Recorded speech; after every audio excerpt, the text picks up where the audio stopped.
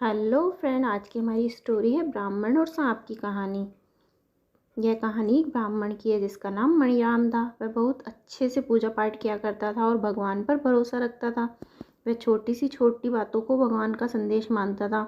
उस ब्राह्मण के पास एक खेत भी था जिसमें फसल उतनी अच्छी नहीं होती थी, लेकिन उसमें जितनी भी फसल होती उससे उसका गुजारा हो जाता था।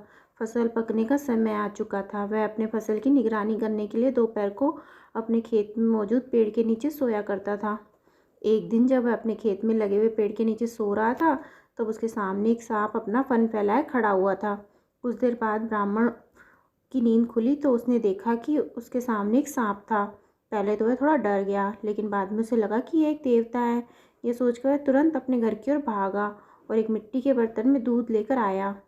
फिर उसने वह दूध सांप को दे दिया और वहाँ से चला गया। जाने से पहले उसने उस सांप से विनती की कि वे उस हर एक मुसीबत से बचाए और उस पर धन की कृपा करे।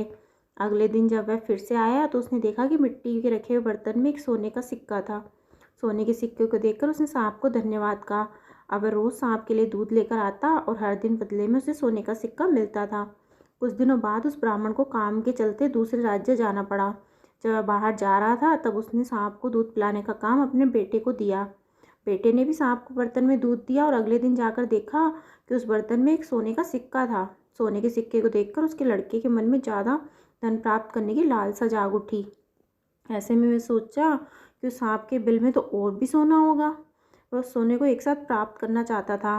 अब वह इस बात का विचार करने लगा कि वह सांप के बिल में से सारे सोने कैसे निकाले, लेकिन वह सांप से डरता था, इसलिए उसने एक तरकीब बनाई।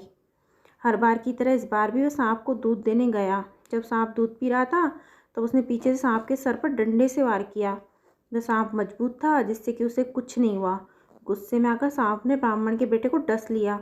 सांप के जहर की वजह से ब्राह्मण के बेटे की मृत्यु हो गई। ब्राह्मण जब घर वापस लौटा तो उसे अपने बेटे की खबर सुनकर बहुत दुख हुआ।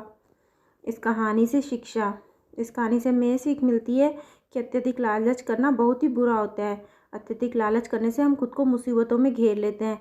इसलिए लालच ना करते हुए मेहनत करके ईमानदारी के साथ पैसे कमाने में ही हमारी भलाई है।